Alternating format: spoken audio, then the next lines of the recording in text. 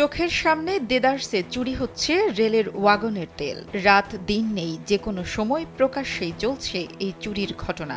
তবে এই চোর চক্রের সঙ্গে তেলের ভাগ বাটোয়ারা হয় রেল পুলিশের। অভিযোগ আছে, চোরদের কাছ থেকে মাসিক চুক্তিতে টাকা নিয়ে থাকেন, ফলে তাদের নাকের ডগায় তেল চুরি হলেও দেখেও দেখেন না তারা। তেল পরিবহনকারী এসব ওয়াগন থেকে শত শত লিটার তেল গায়েব হয়ে যাচ্ছে প্রশাসনের চোখের সামনেই। এটা থাকবে শিলগালা, এখানে শিল থাকবে 3টা। এটা ভাঙা থাকলে আমরা ধরবো না, এটা রেলের দায়িত্ব।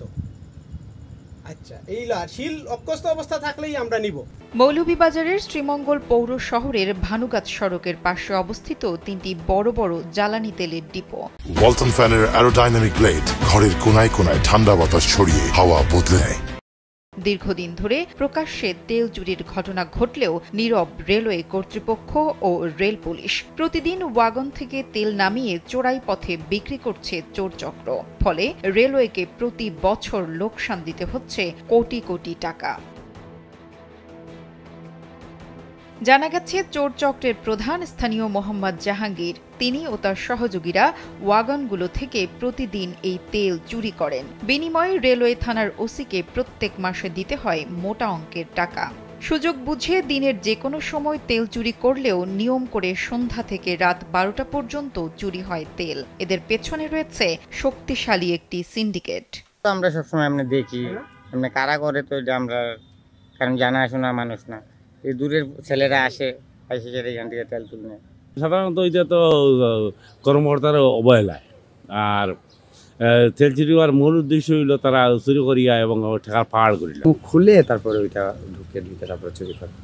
রাতে চুরি খাইতেই জানি কয়টার দিকেই তো হয়তো সন্ধ্যার পরে থেকে রাত 12টার ভিতরেই না, এরা কাঁচা, এরা মানে কাঁচা টাচা এনে কম দিয়ে পুলিশ দেয় 56 টাকা। তবে ডিপো থেকে তেল চুরির বিষয়টি অস্বীকার করেন শ্রীমঙ্গল রেল স্টেশনের নিরাপত্তা বাহিনীর সদস্য মোহাম্মদ সাইফুল ইসলাম। ওখানে 3টা ডিপো আছে, পদ্মা, মেঘনা, যমুনা। 3 ডিপোর ইনচার্জে কোনো অভিযোগ আমাদের কাছে করে নাই। যদি কোনো এরকম ধরনের ঘটনা ঘটতো তাহলে আমাদের কাছে অভিযোগ আসতো, আর অভিযোগ যদি আসে আমি অবশ্যই আমার ওই দলবল নিয়ে আমি ওখানে অভিযান দিব এবং তাকে ধরার চেষ্টা করব। শ্রীমঙ্গল রেলওয়ে থানার ওসি শওমা কামাল হোসেন কালবেলাকে জানান, রেলওয়ের তেল চুরির ঘটনা অনেক আগে ছিল। বর্তমানে ডিপো থেকে কোনো তেল চুরি হচ্ছে না। নিজের বিষয়ে সব অভিযোগ অস্বীকার করেন এই কর্মকর্তা। রেলওয়ের তেল চুরির বিষয়ে এখন পর্যন্ত আমরা কোনো অভিযোগ পাই নাই। অভিযোগ পেলে অবশ্যই আইনগত ব্যবস্থা নেব। ইতিপূর্বেও এই ধরনের কোনো অভিযোগ আসছে বলে আমি শুনিনি, বা এই সংক্রান্ত কোনো মামলাও হয়নি। যদি কোনো অভিযোগকারী এই সংক্রান্তে লিখিত অভিযোগ দায়ের করেন, আমরা ব্যবস্থা নেব। স্থানীয়রা জানান, পদ্মা, মেঘনা, যমুনা তেলের ডিপো হবিগঞ্জ ও মৌলভীবাজার জেলার জ্বালানি তেলের চাহিদা মিটিয়ে থাকে। এসব প্রতিষ্ঠান মূলত চট্টগ্রাম থেকে পরিবহন করে থাকে জ্বালানি তেলগুলো।